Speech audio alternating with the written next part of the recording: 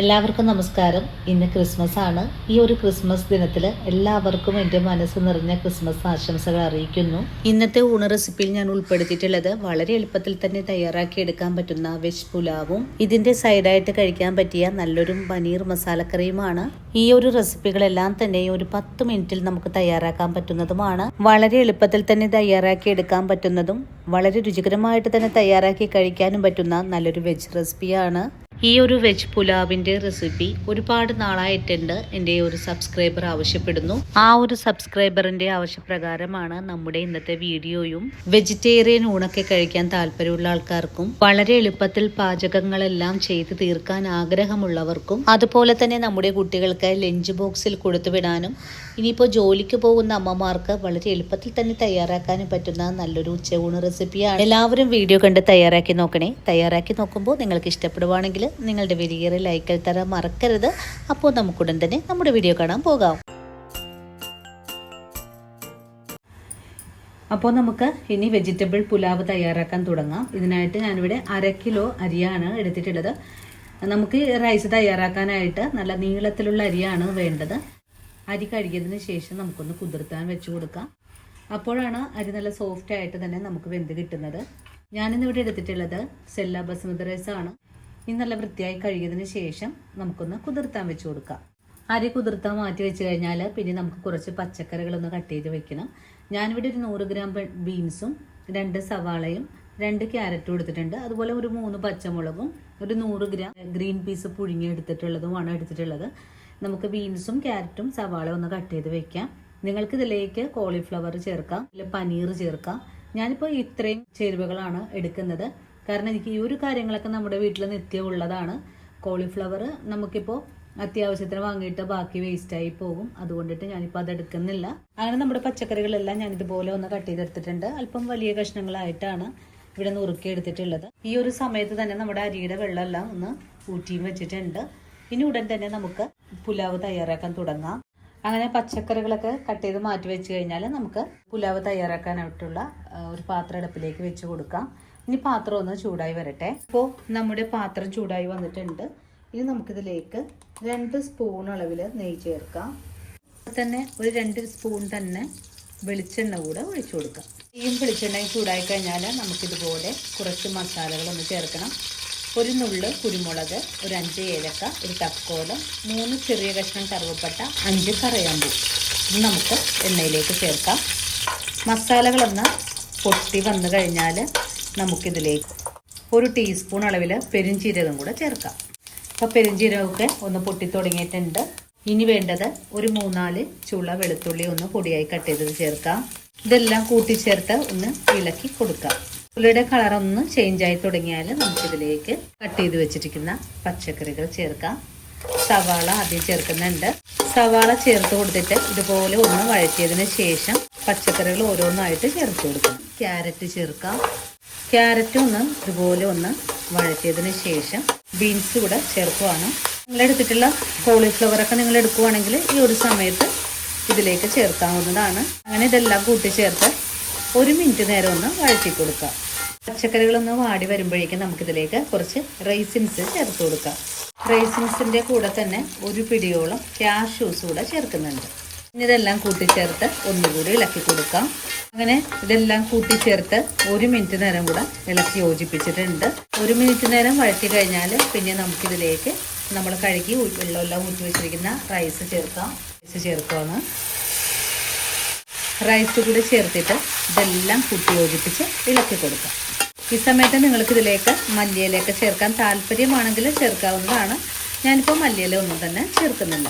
1 minute നേരം ഒന്ന് നമ്മൾ ഈ ഒരു പച്ചക്കറികൾ കൂട്ടിച്ചേർത്ത് ഇളക്കി കൊടുത്തതിന് ശേഷം നമുക്കിതിലേക്ക് ആവശ്യത്തിനുള്ള വെള്ളം ഒഴിച്ചു കൊടുക്കാം. 1 കപ്പിന് 2 കപ്പ് എന്ന അളവിലാണ് വെള്ളം ഒഴിച്ചു കൊടുക്കുന്നത്.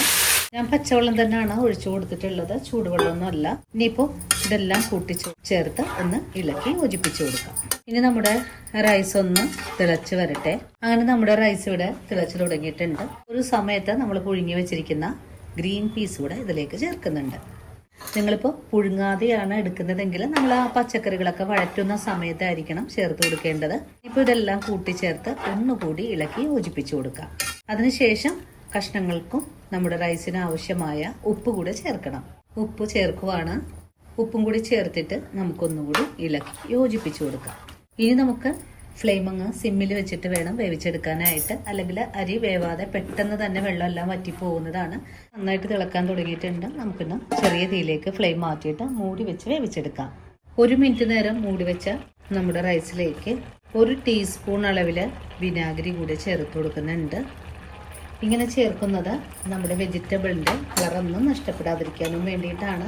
അതുപോലെ തന്നെ നമ്മുടെ റൈസ് വെന്ത് കുഴയാതിരിക്കാനും വേണ്ടിയിട്ടാണ്. തമ്മിൽ ഒട്ടിപ്പിടിക്കാതിരിക്കാനും വേണ്ടിയിട്ടാണ്.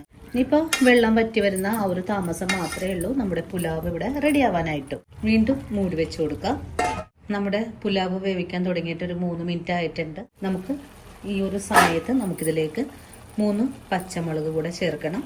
പച്ചമുളകൊന്ന് ഇതുപോലെ ഒന്ന് പിളർന്നതിന് ശേഷമാണ് ചേർത്ത് കൊടുക്കേണ്ടത്. പച്ചമുളക് കൂടി ചേർത്ത് കൊടുത്തിട്ട് ഒന്നുകൂടി ഇതുപോലെ ഒന്ന് ഇളക്കി യോജിപ്പിച്ചു കൊടുക്കണം. ഒന്നും കൂടെ മൂടി വെച്ച് വേവിച്ചെടുക്കണം. ഈ സമയത്ത് നമുക്ക് പനീർ മസാല തയ്യാറാക്കാൻ തുടങ്ങാം. പനീർ മസാലക്കറി തയ്യാറാക്കാനും വേണ്ടിയിട്ട് ഞാനിവിടെ 200 ഗ്രാം അളവിലാണ് പനീർ എടുത്തിട്ടുള്ളത്. ഇതുപോലെ ചെറിയ പീസുകളായിട്ട് കട്ട് ചെയ്തെടുത്തിട്ടുള്ള പനീറാണ് നമ്മളിന്ന് വാങ്ങിയിട്ടുള്ളതും. ആദ്യം തന്നെ നമുക്കിതിലേക്ക് ഒരു മാരിനേഷൻ ചെയ്ത് വെക്കാം. ഇതിനായിട്ട് ഒരു നുള്ളു മഞ്ഞൾപ്പൊടി ചേർക്കാം, നുള്ളു കാശ്മീരി മുളക് പൊടി.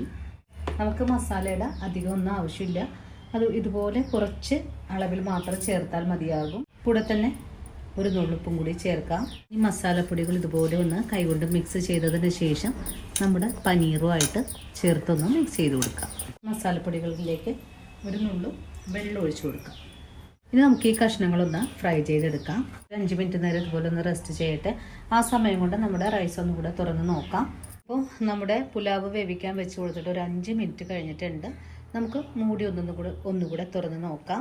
ഈ സമയത്ത് നമ്മുടെ റൈസ് എല്ലാം ഒന്ന് വെന്ത് വന്നിട്ടുള്ളൊരു പാകത്തിലാണ് ആയി കിട്ടിയിട്ടുള്ളത്. ഒന്നുകൂടെ ഇതുപോലെ ഒന്ന് ഇളക്കി കൊടുക്കാം. അധികം ഒന്നും കുത്തി ഇളക്കി കൊടുക്കരുത്. അങ്ങനെ ചെയ്യുവാണെങ്കിൽ നമ്മുടെ റൈസ് ഒന്ന് പൊടിഞ്ഞു പോകാനൊക്കെ സാധ്യത കൂടുതലാണ്. നമുക്ക് അരിയുടെ വേവ് ഒന്ന് നോക്കാവുന്നതാണ്. നല്ലപോലെ അരി വെന്ത് വന്നിട്ടുണ്ട്. ഇനി നമുക്ക് ഫ്ലെയിം അങ്ങ് ഓഫ് ചെയ്ത് കൊടുക്കാം. നമുക്കിതൊന്ന് മാറ്റി വയ്ക്കാം. റൈസ് നല്ല പോലെ തന്നെ വെന്ത് വന്നിട്ടുണ്ട്. നമുക്കിതൊന്ന് മാറ്റി വെച്ചതിന് ശേഷം പനീർ മസാലക്കറി തയ്യാറാക്കാം. ഇതിനായിട്ടൊരു നോൺ സ്റ്റിക്ക് പാനാണ് ഞാനിവിടെ എടുത്തിട്ടുള്ളത്. ഇനി പാനൊന്ന് ചൂടായി വരട്ടെ. പാനിപ്പോൾ ചൂടായി വന്നിട്ടുണ്ട്. നമുക്കിതിലേക്ക് ഓയിൽ ഒഴിച്ചു കൊടുക്കാം. നിങ്ങൾക്കിപ്പോൾ വെളിച്ചെണ്ണ വേണമെങ്കിൽ അതെടുക്കാവുന്നതാണ്. ഓയിൽ ചൂടായി വന്നിട്ടുണ്ട്. നമുക്കിതിലേക്ക് നമ്മൾ മാരിനേറ്റ് ചെയ്ത് വെച്ചിട്ടുള്ള പനീർ ചേർക്കാം. പനീർ നമുക്ക് എണ്ണയിലേക്കൊന്ന് നിരത്തി ഇട്ട് കൊടുക്കാം. വളരെ എളുപ്പത്തിൽ തന്നെ നമുക്കിതൊന്ന് ഫ്രൈ ചെയ്തെടുക്കാൻ സാധിക്കും. ഞാനിന്നായി തയ്യാറാക്കിയിട്ടുള്ള ഈ ഒരു ഡിഷ് 4 പേർക്ക് സെർവ് ചെയ്യാൻ പറ്റുന്ന പാകത്തിലാണ് കേട്ടോ. ഒരു പനീർ ഒന്ന് ഫ്രൈ ആയി വരട്ടെ. അങ്ങനെ വളരെ എളുപ്പത്തിൽ തന്നെ നമ്മുടെ പനീറെല്ലാം ഈ ഒരു രീതിയിൽ നമ്മളൊന്ന് ഫ്രൈ ചെയ്തെടുത്തിട്ടുണ്ട്. ഇനി നമുക്ക് ഈ എണ്ണയിൽ നിന്നും പനീറെല്ലാം ഒന്ന് കോരി മാറ്റാം. പനീറെല്ലാം ഞാനിവിടെ കോരി മാറ്റിയിട്ടുണ്ട്. ഇനി നമുക്ക് ഇതേ എണ്ണയിൽ തന്നെ ഗ്രേവി തയ്യാറാക്കാം.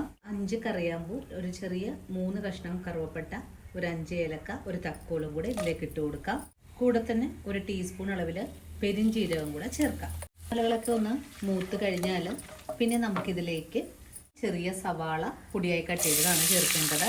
സവാള ചേർത്ത് കഴിഞ്ഞാൽ നല്ല മെറൂൺ കളറായി വരണവരെയും നമുക്കൊന്ന് വഴറ്റിയെടുക്കാം. സവാള ഒന്ന് മുരിഞ്ഞ് വരുന്ന സമയം കൊണ്ട് നമുക്കിതിലേക്ക് ഒരു 4 വെളുത്തുള്ളിയും ഒരു 3 പച്ചമുളകും ഒരു ചെറിയ കഷ്ണം ഇഞ്ചിയും കൂടെ ഒന്ന് അരച്ച് വയ്ക്കണം. തക്കാളി ഒന്ന് അരച്ചെടുക്കണം. അങ്ങനെ നമ്മുടെ സവാള ഒന്ന് സോഫ്റ്റ് ആയിട്ടൊക്കെ ഒന്ന് വാടി വന്നിട്ടുണ്ട്. നല്ല മെറൂൺ കളറൊക്കെ ഒന്ന് ആയി വന്നിട്ടുണ്ട്. ഈ സമയത്ത് നമുക്കിതിലേക്ക് നമ്മൾ അരച്ചെടുത്തിട്ടുള്ള ഇഞ്ചി, വെളുത്തുള്ളി, പച്ചമുളക് പേസ്റ്റ് ഒന്ന് ചേർത്ത് കൊടുക്കാം. വീണ്ടും ഇതെല്ലാം കൂട്ടിച്ചേർത്തൊന്ന് ഇളക്കി യോജിപ്പിച്ച് കൊടുക്കാം. അങ്ങനെ നമ്മുടെ ഇഞ്ചി വെളുത്തുള്ളി പേസ്റ്റും നല്ലതുപോലെ ഒന്ന് മുരിഞ്ഞ് വന്നിട്ടുണ്ട്. ഇനി ഇതിലേക്ക് നമുക്ക് കുറച്ച് മസാലപ്പൊടികൾ ചേർത്ത് കൊടുക്കാം.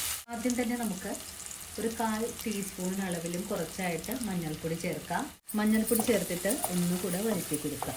1/4 ടീസ്പൂൺ അളവിൽ കുരുമുളക് പൊടി ചേർക്കാം. കുരുമുളക് പൊടി കൂടി ചേർത്തിട്ട് ഒന്നുകൂടെ വഴറ്റി കൊടുക്കാം. ഇനി നമുക്ക് വേണ്ടത് 1.5 സ്പൂൺ അളവിൽ മല്ലിപ്പൊടിയാണ്. 1.5 സ്പൂൺ അളവിൽ ചേർത്തിട്ടുണ്ട്. മല്ലിപ്പൊടി കൂടി ചേർത്തിട്ട് വീണ്ടും നമുക്ക് വഴറ്റിയെടുക്കാം. വേണ്ടത് കാശ്മീരി മുളക് പൊടി ഒരു 1/4 സ്പൂണോളം എടുത്തിട്ടുണ്ട്. കാശ്മീരി മുളക് പൊടിയും കൂടെ ചേർത്തിട്ട് വീണ്ടും ഇതെല്ലാം കൂട്ടി യോജിപ്പിച്ച് ഇളക്കി കൊടുക്കാം. പൊടികളൊക്കെ ഒന്ന് മുരിഞ്ഞ് വരണം, അതുവരെയാണ് ഇളക്കി കൊടുക്കേണ്ടത്. ഇതിലേക്ക് നമ്മൾ നേരത്തെ കാണിച്ച 2 ചെറിയ തക്കാളി നമുക്കിതിലേക്ക് അരച്ചൊന്ന് ഒഴിച്ചു കൊടുക്കാം. നിങ്ങളെടുക്കുന്ന തക്കാളി വലിപ്പം ഉള്ളതാണെങ്കിൽ ഒരെണ്ണം എടുത്താൽ മതിയാകും. ഞാൻ എടുത്തിട്ടുള്ളത് ചെറുതായതുകൊണ്ടാണ് ഇതിലേക്ക് 2 എണ്ണം ചേർത്തിട്ടുള്ളത്. ഇനിയിപ്പോൾ തക്കാളി പേസ്റ്റ് കൂടി ചേർത്ത് കൊടുത്തിട്ട് വീണ്ടും നല്ലപോലെ ഒന്ന് വഴറ്റിയെടുക്കാം. നല്ലതുപോലെ വാടി വരുന്ന സമയം കൊണ്ട് നമുക്ക് ഇതുപോലൊരു ക്യാപ്സിക്കം ഒന്ന് ചെറുതായിട്ടൊന്ന് മുറിച്ചെടുക്കാം. ഇപ്പോൾ നമ്മുടെ മസാലകളെല്ലാം നല്ലപോലെ മുരിഞ്ഞ് വന്നിട്ടുണ്ട്. ഈ ഒരു സമയത്ത് നമ്മൾ കട്ട് ചെയ്തെടുത്തിട്ടുള്ള ക്യാപ്സിക്കം ചേർക്കാം. ക്യാപ്സിക്കം കൂടെ ചേർത്തിട്ട് ഒന്നുകൂടെ വഴറ്റിയെടുക്കാം. ഈ സമയത്ത് മസാലയ്ക്ക് ആവശ്യമായ ഉപ്പ് ചേർക്കാം. ഇതിലേക്ക് നമുക്ക് അല്പം ചൂടുവെള്ളം ഒഴിച്ചു കൊടുക്കാം. 1 കപ്പ് അളവിൽ വെള്ളം ഒഴിച്ചു കൊടുക്കുന്നുണ്ട്. വെള്ളം കൂടെ ഒഴിച്ചു കൊടുത്തിട്ട് ഇതെല്ലാം കൂട്ടി യോജിപ്പിച്ച് ഒന്ന് ഇളക്കി കൊടുക്കാം. നമ്മുടെ കറി ഒന്ന് നല്ലപോലെ ഒന്ന് തിളച്ച് വരട്ടെ. ഈ ഒരു പച്ച ചുവയൊക്കെ ഒന്ന് പോയി കിട്ടുന്നതിനായിട്ട് നമുക്കൊന്ന് മൂടി വെച്ച് വേണം തിളപ്പിച്ചെടുക്കാനായിട്ട്. മൂടി വെച്ച് കൊടുക്കാം. നല്ലതുപോലെ ഒന്ന് തിളച്ച് വറ്റി വരട്ടെ. ഒരു നേരം ചെറിയ തീയിൽ മൂടി വെച്ചിട്ടുണ്ടായിരുന്നു. കറി തുറന്ന് നോക്കാം. ഇതിലേക്ക് കുറച്ച് കറിവേപ്പില ചേർത്ത് കൊടുക്കാം. കറിവേപ്പില ചേർത്തിട്ട് ഇതുപോലെ ഒന്ന് ഇളക്കി യോജിപ്പിച്ച് കൊടുക്കാം. സമയം തന്നെ നമുക്കിതിലേക്ക് 1 ടീസ്പൂൺ അളവിൽ ഗരം മസാലപ്പൊടി കൂടെ ചേർക്കാം.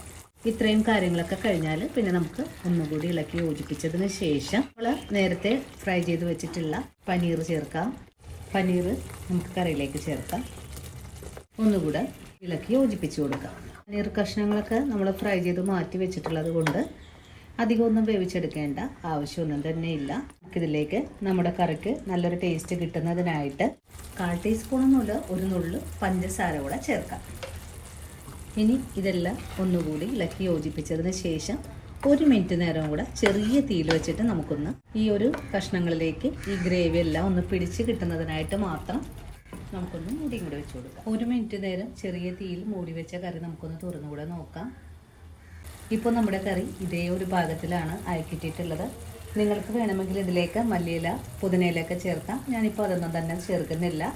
ഇനി നമുക്ക് ചൂടോടുകൂടി തന്നെ സെർവ് ചെയ്യാവുന്നതാണ്. അങ്ങനെ ഇന്നത്തെ നമ്മുടെ ലഞ്ച് റെസിപ്പി ഇവിടെ റെഡി ആയിട്ടുണ്ട്. എല്ലാവരും ഇതേ രീതിയിലൊന്ന് തയ്യാറാക്കി നോക്കണം. വളരെ സിമ്പിളാണ്. അതുപോലെ വെജിറ്റേറിയൻ ഒക്കെ ഇതുപോലുള്ള ഭക്ഷണമൊക്കെ ഇഷ്ടപ്പെടുന്ന ആൾക്കാർക്കും ഈ ഒരു രീതിയിൽ വളരെ തന്നെ എളുപ്പത്തിൽ തയ്യാറാക്കി എടുക്കാൻ പറ്റുന്നതാണ്. അപ്പോൾ ഇന്നത്തെ നമ്മുടെ വീഡിയോ ഇത്രയേ ഉള്ളൂ. ഈ ഒരു ക്രിസ്മസ് ദിനത്തിൽ എല്ലാവരും ഇതേ രീതിയിലൊക്കെ ഒന്ന് തയ്യാറാക്കി നോക്കിയിട്ട് ഈ ഒരു അഭിപ്രായങ്ങളെല്ലാം കമൻസായിട്ട് അറിയിക്കാൻ മറക്കരുത്. അപ്പോൾ ഇനി ഇതുപോലുള്ള നല്ല നല്ല വീഡിയോസൊക്കെ ആയിട്ട് ഞാൻ ശനിയാഴ്ചയും ഓടിയെത്തുന്നതാണ്. അതുവരെയും ഒത്തിരി സ്നേഹത്തോടെ വീണ്ടും കാണാം.